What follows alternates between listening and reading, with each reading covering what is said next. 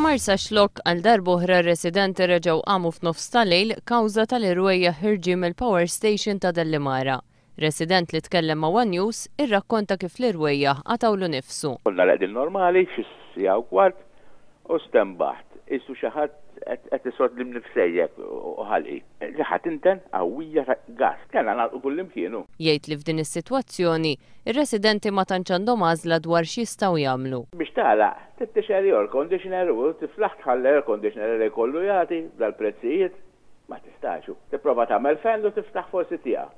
Ma tistax tiftaħ tiegħek. Ir-resident li ilu 25 sena jgħix f'Marsa Xlokk tkellem ma' One News dwar l-effetti li qed isofru martu kawża tal-użu tal-heavy fuel oil fil-Power Station ta' Dellimara.